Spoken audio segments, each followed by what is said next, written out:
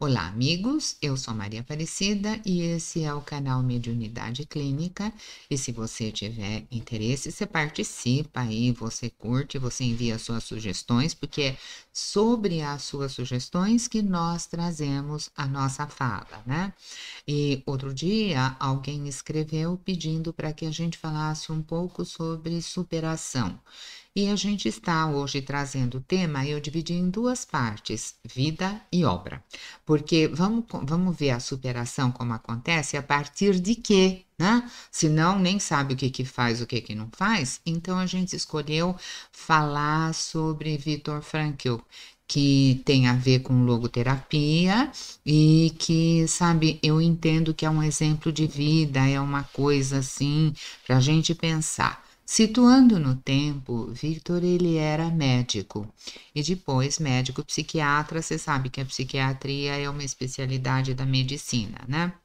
E eu gosto de falar quando ele nasceu em 1905 e faleceu em 1997. Bem recente, tudo muito próximo, né? Então a gente está se reportando a alguém que viveu num mundo muito próximo desse que nós vivemos hoje, né? E ele vai falar sobre o sentido da vida, que a vida é uma busca por um sentido, por uma razão, né? Qual é o valor do significado da vida? Então, você já começa pensando qual é o valor do significado da vida para você, da sua vida para você. Entendeu a pergunta?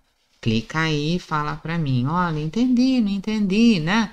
Para a gente ver se está chegando alguma coisa. Porque eu fico conversando aqui com umas máquinas, com os microfones. Gente, eu me sinto muito só. Se você não se manifestar, eu paro com essa coisa aqui, que eu não gosto de conversar com máquina. Eu gosto de conversar com gente. Então, você clica aí e fala alguma coisa para mim, né? Então, o Viktor Frankl, ele era médico e ele viveu lá atrás, e você vai lembrando que ele falava do significado das coisas. Você pode encontrar um significado sempre em tudo que você faz, no seu trabalho, na sua realização, o que que representa aquilo para você, né? Então, você pode encontrar um significado na arte. Um artista, por exemplo, a vida dele é pintar, é compor. Então, o sentido da vida para aquele artista é a arte que ele faz, ele vê naquilo uma coisa muito importante. Se você perguntar para um voluntário, né, o que que é importante, ele vai citar o voluntariado dele, a participação dele, o trabalho, por que que é importante, para quem que ele faz aquilo. Então, é esse significado que a gente vai estar olhando para ver o que que representa isso, né? E como é que a gente vai fazer uma superação a partir desse significado. O sentido da vida no campo da ciência, por exemplo. Vai lá e pergunta para o cientista qual é o sentido da vida. Nossa, ele vai falar que ele estuda porque ele quer descobrir as causas. Então, e a outra pessoa, aquele mais do departamento religioso, o sentido da vida é a fé. Se eu tivesse falando em teleologia, é assim, eu vivo, a minha vida tem um princípio e eu tenho que chegar a uma meta, a uma finalidade. Então a pessoa vive aqui, mas ela tem uma finalidade, ela existe para alguma coisa, né? Para que que serve? Existe aí uma ideia de transcendência. Então vai pensando lá, né? Olha, tá bom, tenho que ressignificar, tenho que olhar como que é essa história, uma transcendência, um ir além. Quando você pensa em fazer alguma coisa, você precisa acreditar naquilo que você vai fazer. Você precisa ter fé naquilo que você vai fazer. E como que é a fé? O sentido da fé? Então, como se você estivesse subindo uma escadinha, você tem que ir lá para diante. A fé é dar o primeiro passo, mesmo que você não tenha andado a escada inteira, mesmo que você não veja a escada inteira. E essa escada que nós trouxemos para ilustrar, ela está meio escura. Então, eu preciso ir até um pouco devagar, porque eu não estou enxergando bem o próximo degrau, não é? Eu preciso ir com um certo cuidado. Então, o cultivo da fé, a coragem que você precisa para qualquer tempo, para qualquer coisa, né? Isto é a superação das dificuldades. Então, pensou na superação, pensou na transcendência, para que serve, vamos ver mais adiante, não preciso ir afoito. Então, a gente está construindo o nosso caminho aí, como você está notando, né? E nesse sentido da vida, nessa fé, você vai pensar para ir ajustando aquilo que nós estamos falando, a sua dificuldade. Pensa aí, qual é a sua dificuldade? E depois você escreve lá alguma coisa, se você entendeu, se você não entendeu, que é para eu ter um retorno, tá? Mas eu quero que você pense agora na sua dificuldade para a gente ir trazendo isso para o nosso exemplo de vida para ficar não só num campo teórico, mas para a gente poder tirar alguma coisa e aproveitar isso, né? Você pensou na sua dificuldade? Então, pode ser alguma coisa, pode ser que eu vou fazer um exame, pode ser uma questão de saúde, pode ser que eu queira trazer mais dinheiro para minha casa, para minha sobrevivência, eu preciso arrumar um emprego melhor, eu preciso fazer um curso de vagas limitadas. Então a gente às vezes tem uma dificuldade e a gente precisa superar. E às vezes esse é um sentido para coisas mais do nosso cotidiano. Nem sempre eu tenho uma coisa lá em cima. Aliás, para eu chegar lá em cima, eu preciso ir degrau a degrau, não é? Um sentido para o meu dia a dia, né? E eu não estou fazendo a apologia do sofrimento, viu, gente? Mas é da superação de obstáculos, são coisas diferentes. Todos nós temos desafios na nossa vida. Para você chegar no seu emprego, tem o trânsito, que já é um desafio. Então, se não dá, caiu uma árvore aqui no caminho, caiu a árvore no caminho, mas eu vou contornar, eu vou por outro lado. São os desafios que aparecem lá na vida da gente. E a superação do obstáculo é isso, é saber que é possível encontrar um significado, encontrar um caminho, encontrar uma meta, apesar daquele desafio. E também não é necessário que a gente tenha grandes dificuldades, como a gente vai falar aqui hoje, para encontrar um sentido para a vida. Ninguém pede para sofrer. Você não pediu para sofrer, nem eu. Ninguém gosta disso, ninguém gosta. Mas se uma dificuldade chegar, também não é para ficar chorando lá no canto. Quando chega uma dificuldade na minha vida, eu vou arregaçar as mangas, tá? Em vez de ficar parado e chorando. Outro dia caiu uma árvore lá no quintal de casa. Quando o primeiro ofereceu uma ajuda, eu já tinha serrado a árvore, ensacado a árvore e botado a árvore para andar. Gente, não é para ficar parar chorando, lamuriando. Isso não leva para frente, isso não é solução. Isso é perda de energia, sabe? Eu tô falando de aproveitar a sua energia, a sua inteligência, o seu corpo, a sua vida, tudo que tá ali, inclusive aquele desafio que vem. Por que ele vem? Para tirar a gente de uma zona de conforto. A zona de conforto é uma delícia. Você senta lá e fica lá. Você cresce na zona de conforto? Não. Para você crescer, você tem que despender, você tem que fazer um esforço. E esforço é a força da essência, a essência que mora aqui dentro. Muito bem. Então, o Viktor Frankl, que é o nosso médico ilustre de hoje, ele fala do significado das coisas, né? Olha aí as figurinhas que aparecem para você olhar. que são aquelas figurinhas que você clica lá, que tem uma risadinha e que tem uma cara feia. Então, veja se você identifica aquela que tá com a boca meio aberta, assim, ou aquela que tá com uma cara bem feia, bem vermelha, né? Você identifica coisas, né? Você dá um significado para essas figurinhas. E eu quero que você veja a imagem agora, e eu gostaria que você desse um significado para a imagem. Deu ou não deu? Clica lá para mim, dei um significado, não dei, uma palavrinha só, para eu saber se eu posso levar a aula desse jeito. Então, é uma fotografia. E a fotografia, observa a fotografia, você não vê de frente o rosto de nenhum dos três participantes. Não vê.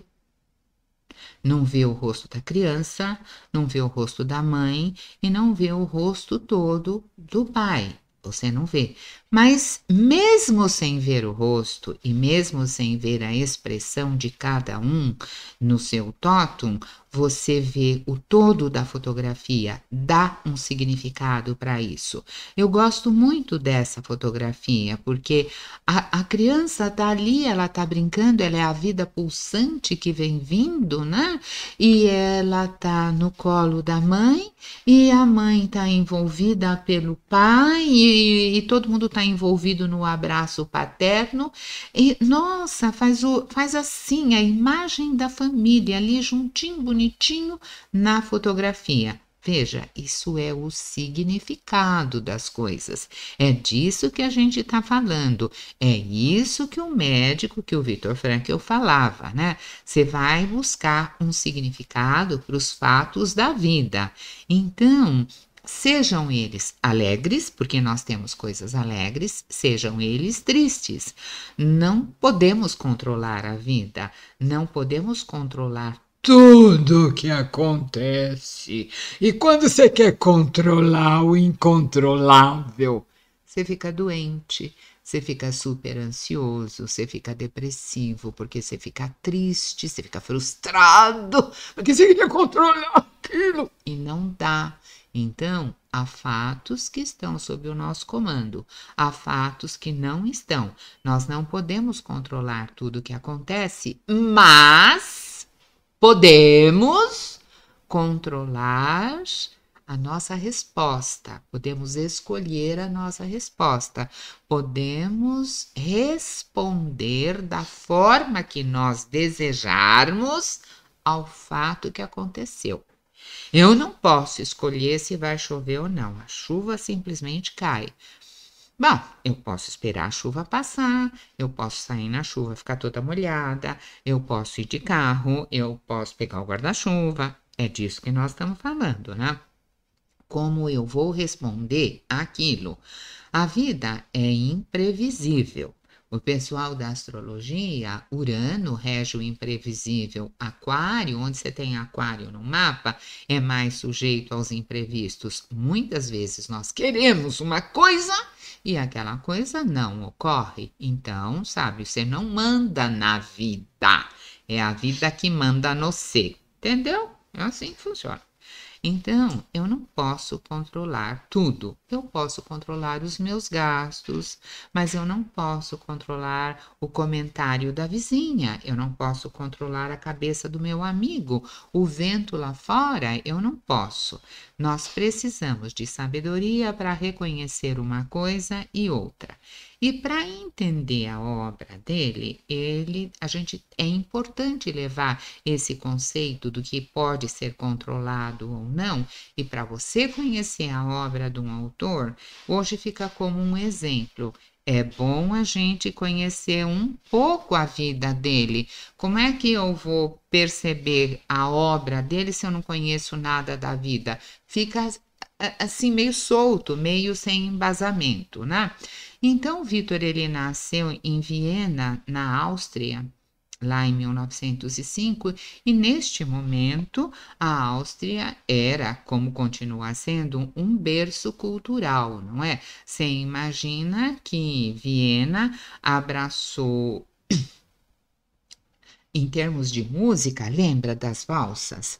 Você lembra do Mozart? Você lembra do Beethoven? Então, eles todos passaram por ali. A Europa, aquele centro efervescente de cultura, de música ali, né? Tava tudo ali. E nessa mesma Áustria aparece depois o Sigmund Freud, e que ele veio, ele era tcheco, né? Mas ele foi para lá também. Então era um grande centro cultural. E lá, então, nasce o Vitor. E ele era filho de pais judeus. O pai e a mãe, os dois eram descendentes de judeus. Então você já sabe da marca que fica. Não é que nem aqui. Aqui cada um, aqui no país, a pessoa chega, nasceu aqui, ela é brasileira. Não interessa se ela tem olho puxado, se ela é branca, se ela é preta, ela é brasileira. Não é bem assim lá fora, tá? E muito menos um século atrás. Então, ele era nascido lá, ele era austríaco de nascimento, mas ele tinha pais judeus, e isso contava, e você vai ver que muito. E quando ele nasceu, logo na infância dele, ali pelos 8, 9 anos, acontece a Primeira Guerra Mundial, que aconteceu de 1914 a 1918. Então, veja, imagina você com 9 anos no meio da guerra. Olha que legal! Sente, percebe isso? Né? Dá uma pensada nisso. Então, é um tempo de privação, é um tempo que, sabe, tinha uma guerra pela frente. E quando a guerra acaba, ele já é meio que adolescente, né? Para lá, 13, 14 anos, quando a guerra acaba, e ele está estudando, e no final da adolescência dele, ele já tem um interesse por psicologia, tanto que em medicina, depois ele vai fazer psiquiatria, né? E ele estuda medicina e ele usa, a partir de 1926, o termo logoterapia, que é uma escola de psicologia, que é uma teoria de psicologia que ele próprio elabora. Tinha lá em Viena a teoria do Freud. Tinha lá em Viena a do Adler e tinha a que ele propõe também. Tá tudo efervescendo lá, né? Ele usa esse termo e ele vai trabalhar em cima disso. E ele encontra uma parceira, ele casa e ele se estabelece como médico. Ele tem um consultório e vai depois para o hospital. Sabe aquela vidinha tranquila de médico? Então, ele tem uma vidinha assim bem tranquila. Ele corre de um hospital para o outro e vai atender o paciente dele e a vida vai indo em frente. Até que em 1938 ocorre uma invasão nazista na Áustria. Invasão, tá? Pensa o que é invasão? Pensa o que é invasão nazista, chegando lá. Então, a pessoa perdeu a paz, porque estava tudo lá invadido, e mais tarde a Alemanha anuncia oficialmente a anexação da Áustria ao patrimônio dela. Olha, até agora era a Áustria, agora nós mandamos, aí você fica aqui, você nos pertence, né? E ela converte este espaço numa província do Terceiro Reich. Você sabe essa guerra que tem aí hoje, Rússia, que invade a Ucrânia, não sei o que, não sei o que? Você veja que o raciocínio ainda é o mesmo. O homem, ele diminuiu, assim, os pelos do corpo, mas a cabeça ainda é muito belicosa. A gente não é capaz de sentar e conversar, tem que invadir. E isso é um fato que se repete, a história está se repetindo, né? Então você olha lá e você veja o mapa e você vê aonde ficaram as invasões. E é aí que tá, essa história está acontecendo. E é nesse lugar que tem essa invasão que a família mora. E a família Frank, lembra, ela é judia, portanto ela está ameaçada porque eram os alemães que estavam invadindo ali e os médicos judeus foram convidados a fechar os seus consultórios, né? E ele continuou trabalhando, mas ele trabalhava em hospitais judeus, mais ou menos como você tem um hospital israelita aqui em São Paulo, que está prestando uma colaboração e todo mundo quer ir lá. E lá também era assim, mas acontece que o alemão não pensava assim. Ele foi tirando o médico de todo lugar e mesmo o Victor tendo um passaporte, tendo visto para os Estados Unidos, ele pensava assim, olha, eu sou médico, eu vou ficar aqui, eles me aproveitam no trabalho. Lê do engano, ele não foi aproveitado no trabalho, não. Ele ficou lá para trabalhar, mas ele foi trabalhar lá na escavação, foi abrir túnel lá, né?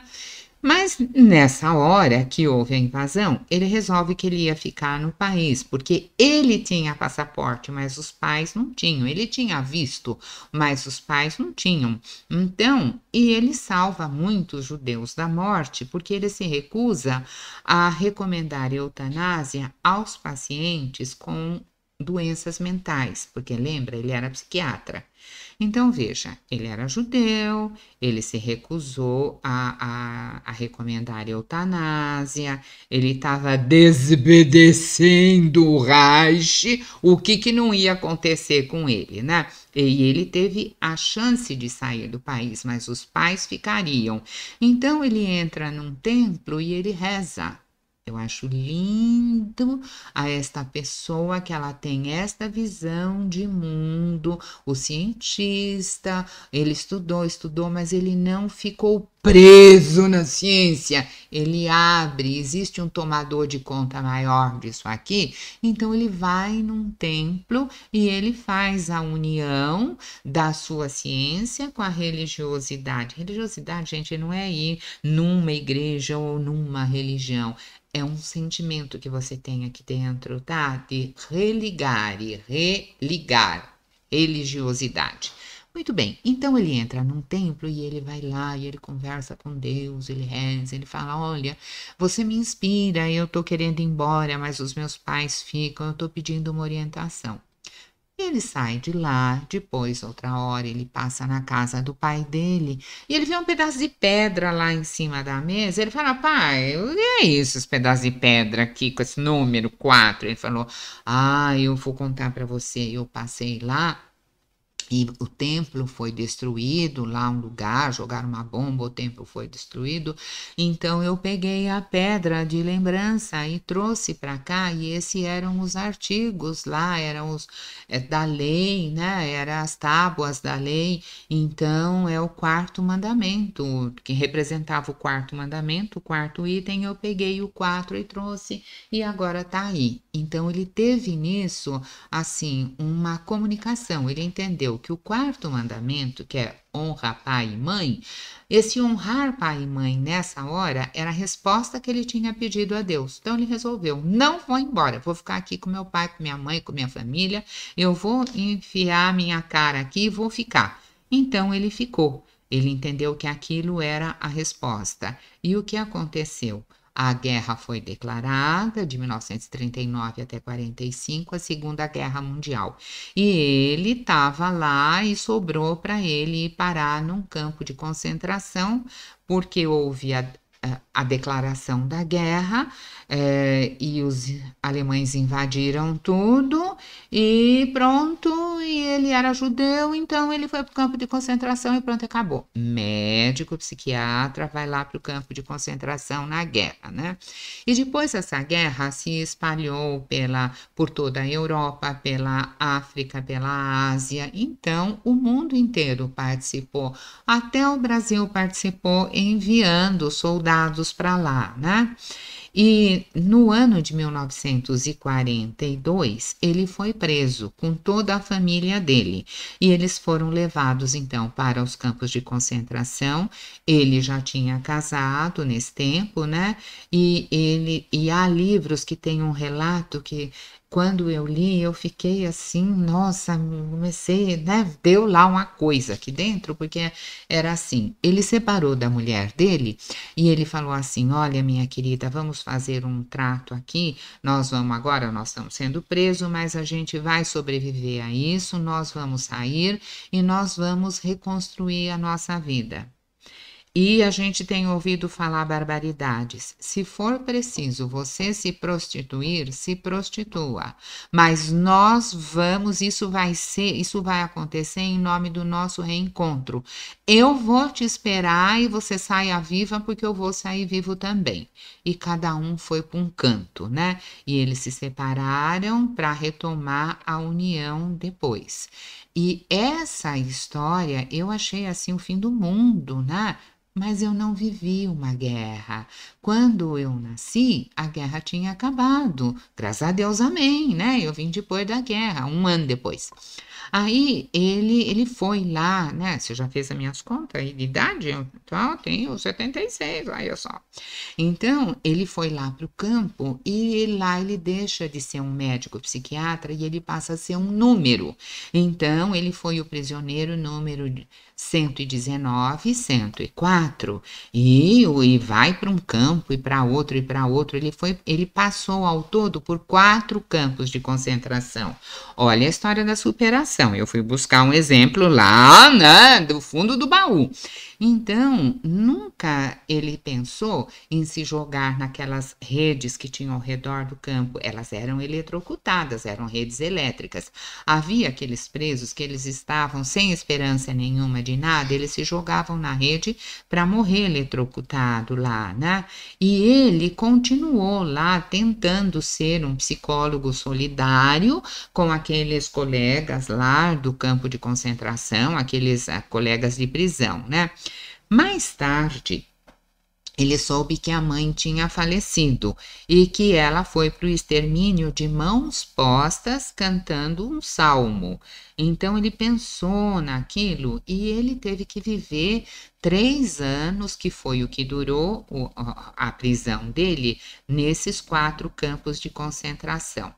Gente, nos campos de concentração, cada 29 pessoas que entravam, apenas um sobrevivia. E eles sobreviviam naquelas situações que, sabe, não dá para encarar, né? Mas ele tinha um sentido para sobreviver, ele tinha uma razão para sobreviver. Ele queria sair de lá e refazer a vida dele. Ele queria encontrar a mulher dele e quando ela entrou lá para o campo, ela estava grávida. Então ele queria encontrar o filho dele, ele queria refazer. Quando ele entrou, ele estava escrevendo um livro, então ele queria dar continuidade naquele livro. Então ele tinha alguma coisa dentro dele para ele fazer lá na frente. Então essa relação com o futuro, né? É uma coisa que para ele era muito importante naquele momento, porque se ele pensasse só naquela situação de campo horrorosa ali, ele não, o que ele ia fazer? Não, então ele pensava que ele estava passando aquilo, mas que lá na frente ele ia retomar a vida dele. E como lição, o que ele tirou? Ele aprendeu que o ser humano é capaz de suportar grandes sofrimentos, porque ele passou por grandes sofrimentos e quando ele tem um sentido para a vida dele, e ele tinha um sentido para a vida dele, uma tarefa, uma realização, uma missão intransferível, porque o serviço dele era dele, a mulher dele era dele, o filho dele era dele, não é? Transfere isso para uma pessoa ou para uma situação que seja sua, para você entender essa relação com o futuro, porque as pessoas falam assim, é o aqui e agora. Tá bom, mas eu quero que você traga isso para o real. Pensa numa mãe que, por exemplo, perdeu um filho, perdeu uma gravidez e que ela tem a possibilidade de uma nova gravidez, mas o médico diz para ela assim: você vai ter que fazer um repouso absoluto, um tratamento absoluto, 9 meses de cama. E ela encara e ela faz. É para uma situação futura, mas ela precisa acreditar que esse desafio de fazer 9 meses de repouso é para que lá na frente ela tenha um filho. Você conhece um caso assim na sua vida? Se você não conhece, depois eu conto um para você, que eu conheço vários assim dessa medida, tá? Então, a pessoa está lá, ela vai fazer isso, porque é uma realização e é intransferível. Se ela não fizer o repouso, não pode o marido fazer o repouso, o vizinho fazer o repouso, não, é a mãe que tem que fazer. Então, e é isso que a pessoa tem que entender, que é uma coisa que é dela e que ela se dedica àquilo. Tem um sentido para a vida, tem um sentido para aquele repouso de 9 meses, tem um significado. É disso que ele fala, desse significado. E esse é o embasamento da logoterapia, que é a escola de pensamento de psicologia que ele funda, né? E que vai buscar resgatar, como ele está lá no campo de concentração, ele vai resgatar assim, a fé, a vida, a alma daqueles prisioneiros que estão lá, porque ele tem essa visão e o que ele puder fazer lá dentro do campo por esses prisioneiros, ele fará.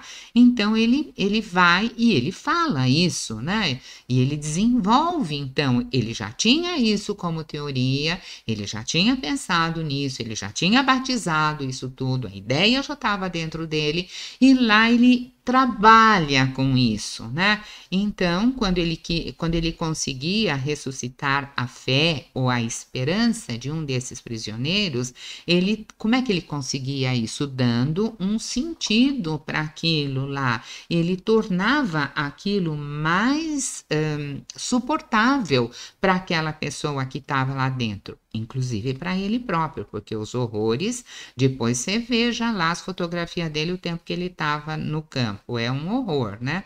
Então, durante o tempo que ele teve preso, o que aconteceu? Ele perdeu a família, o pai, a mãe, a mulher, ele não conseguiu mais saber de nada. Ele soube que o pai morreu, que a mãe morreu, que o irmão morreu, só a irmã dele conseguiu fugir, foi lá para um outro lugar. E aí, quando acabou a guerra, em 45, ele teve essas informações, mas ele não teve informação da mulher, o que tinha acontecido, o que não tinha acontecido. E ele volta lá dos campos de concentração, ele volta para Viena, que era o lugar onde ele tinha nascido, e ele foi lá, né, ver como é que a vida estava passando. Gente, não tinha mais casa, não tinha mais nada, tudo destruído, ele não conseguiu mais nada lá. Então, não tinha nada. É o recomeço do zero. Olha a história da superação. Você já teve que recomeçar do zero? Escreve aí para mim, não, para eu saber que você não teve que recomeçar do zero, né? Então, mas ele teve que recomeçar do zero. E ele não tinha família, ele não tinha casa, ele não tinha mais nada. Bom, não tinha, mas ele resolveu que ele ia recomeçar e ele recomeçou. Então, ele reescreve o livro dele que ele tinha perdido, porque ele estava escrevendo um livro quando ele foi preso. Ele pôs assim todas as folhas do livro dentro do casaco dele, amarrou, fechou, foi, né? Aí um dia alguém prendeu ele, arrancou o casaco dele, pronto, ele perdeu tudo o livro. E agora ele volta, ele senta lá, em 9 dias ele escreve o livro inteiro.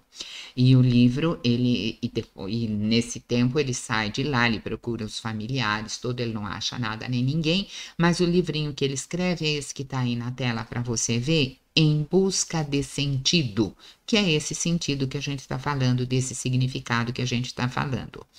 O primeiro livro que eu li dele não foi Em Busca de Sentido, foi Um Sentido para a Vida. Você já viu que ele fala para sentido, que ele fala do sentido da vida, né? Lá na faculdade foi que eu escutei um dia o professor citou Viktor Frankl e eu falei, eu vou ler isso que esse homem aí que o professor falou, porque o professor falou umas coisas bonitas. Então eu fui lá e comprei o livro Um Sentido para a Vida. Eu ainda não tinha lido Em Busca de Sentido. O primeiro que eu li foi O Sentido da Vida. E tem uma dedicatória lá no livro. Logo que eu abri, estava escrito assim... para R. ou Marion, uma criança que não nasceu. Eu não conhecia nada do Viktor Frankl e eu li isso, né, na dedicatória do livro. Eu falei, nossa, que coisa estranha, não me dedica para uma criança que não nasceu. Era o filho dele que não nasceu, porque a mãe foi para o campo de concentração. Aí eu já fiquei assim, né?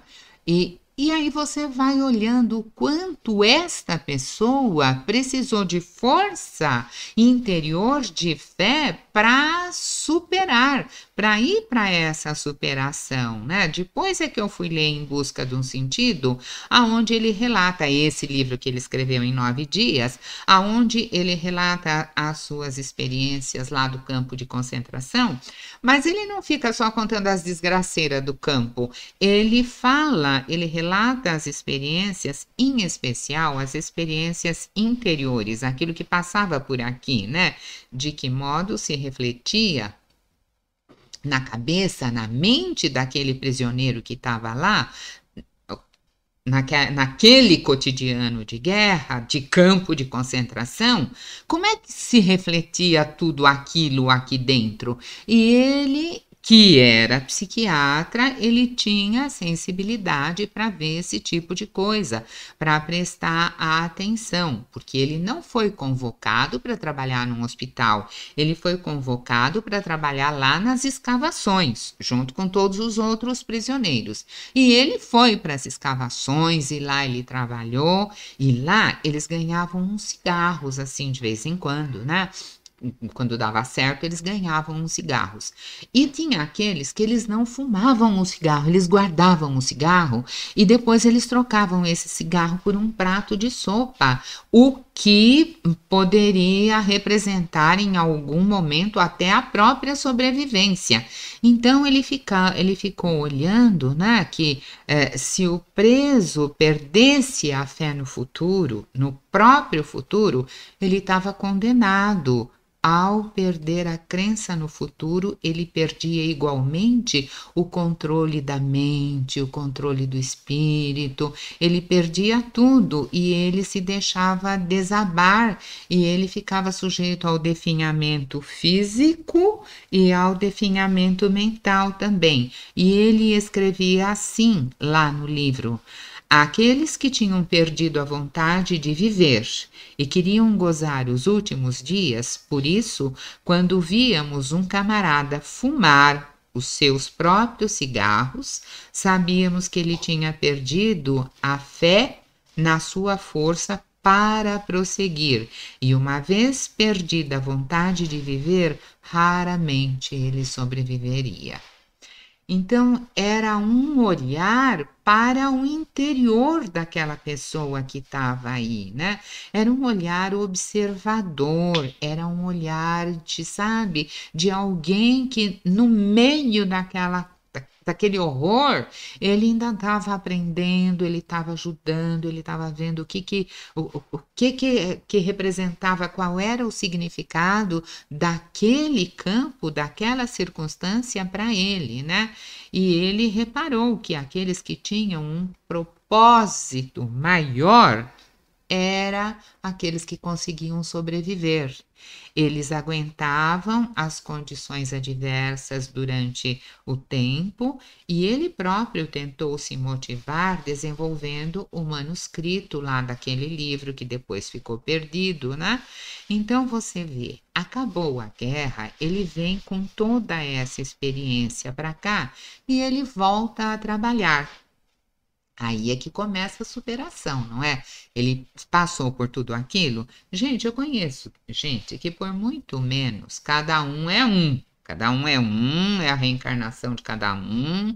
Mas você vê que tem gente que por quase nada fica, ai meu Deus, eu tô traumatizado, perdeu um anel e fica traumatizado. Ah, toma vergonha, para com isso. Então esse cara passou por uma situação dessa, leia o livro, vai lá ler para você ver só. E acabou a guerra, ele volta e ele vai trabalhar.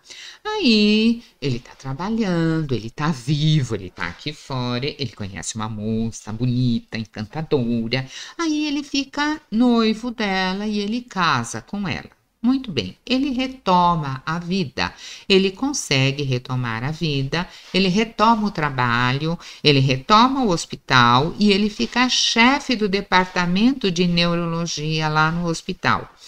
E ele também começou a trabalhar na universidade, ele foi dar aula lá, né? E ele deu aula até os 85 anos na Universidade de Viena. Outro dia eu estava falando assim, que eu tenho 76, que eu vou trabalhar até 80, aí depois eu vou parar, que com 80 eu vou parar. Aí quando eu li, eu falei, nossa, ele fez 85, então acho que eu vou até os 85 também. Sabe? É essa história para a gente ver o ânimo da pessoa, que não para por causa da idade, né? E ele deu 25 anos de aula. Durante esse tempo, ele escreveu 26 livros que foram traduzidos em vários idiomas, inclusive para os asiáticos e para os idiomas africanos também, né? Ele escreveu cerca de 400 artigos científicos. Outro dia eu estava vendo lá os meus escritos, não são artigos científicos, mas essa eu levei a maior. Eu tenho mais de 500 temas escritos. Ai, fiquei feliz quando eu vi isso. Ele escreveu sobre medicina, eu escrevo sobre mediunidade, é tudo com me, cada um no seu me. Então, ele escreveu sobre psicologia, sobre filosofia, né? E ele andou muito ao redor do mundo. E ele andou em cerca de, falando, dando aula, fazendo palestra, em 209 universidades. Mas eu quero que você veja um pouco o estilo dele, né? Tem uma imagem aí que ele está escalando uma montanha. Então, para e olha o cara escalando uma montanha. É um alpinista. Muito bem. Imagina fazer alpinismo. Como que é fazer alpinismo? É você se pendurar e subir a montanha. Isso pressupõe sempre uma participação ativa, né? Nunca a sua participação no alpinismo é passiva, porque se você bobear lá de cima, você cai e morre, né? O que existe no alpinismo são as realizações, onde muitas vezes o sujeito é forçado a dar o máximo dele para ele conseguir estar ali. Não dá para ele ter vertigem, abatimento, chorar as mandingas dele, não dá. Se for assim, nem vai para o alpinismo, né? Eu nem vou, né? Eu não sou uma alpinista, né? Deste porte jamais. Mas olha, quando ele tinha 67 anos, o cara resolveu que ia aprender a pilotar avião. Então, você vê, era uma pessoa com uma baita de uma disposição. Ele desenhava, ele curtia café. Eu também, isso a gente empatou de novo. Ele andava sempre engravatado e as gravatas dele sempre eram muito simpáticas. Cuidava lá das armações do óculos dele. Aí eu cuido das minhas, apesar de eu não gosto. Ele tem umas que pro meu gosto não dava, tá? E aí ele vai caminhando pela vida o tempo inteiro e ele sempre dizia assim: olha, se eu não posso mudar o meu ambiente, o que eu posso mudar é a minha postura, é a minha atitude aqui frente ao ambiente, né? E ele recebeu 29 títulos de doutor honoris causa. Um desses títulos ele recebeu em Brasília. Ele veio no Brasil 3 vezes. Uma vez ele teve em Porto Alegre, uma vez no Rio de Janeiro e uma vez em Brasília, né? E ele tem uma forma de pensar que isto a gente vai guardar para a gente e a gente vai pregar lá no espelho do banheiro para olhar todo dia. Quando a situação for boa, olha, tá numa boa, legal. Aproveita a situação, desfruta, curta a situação. Se a situação for ruim, transforma a situação, tá? Vê o que dá para transformar. E quando não der para transformar nada, transforme-se. Entendeu? Quando não der para transformar nada, transforme-se. A história é bem essa. Ele foi capaz de converter o sofrimento que ele teve em uma conquista, né? Através desta história de dar um sentido para a vida dele, de dar um rumo para a vida dele, de não ficar olhando para trás, de ficar olhando de para frente. Eu convido a você a ler o livro dele, porque todas as pessoas que eu conheci que leram, elas perceberam a profundidade daquilo que ele faz e elas tiraram um saldo positivo para elas mesmas. Então, você põe lá no seu grupo de leitura, na sua pesquisa, né, para você ler lá o livrinho do Viktor Frankl, e você depois compartilha isso, você participa, você comenta. Se você achar que essa aula é interessante, volta, porque depois nós vamos falar sobre o efeito que isso produziu na obra dele, a obra em si. A gente contou da vida dele, né? E deu umas pinceladas na forma do trabalho dele. Depois a gente vai trazer isso mais para o nosso cotidiano, para nós mesmos. Fica aí o registro, estou devendo então uma aula sobre isso, mas eu quero que você pense nessa possibilidade de superação e de transformação. Se você gostou disso, vai lá e escreve para mim, gostei, tá? Se você não gostou, você guarda para você. Então, eu fico te esperando a semana que vem. Fica com um abraço grande, até lá.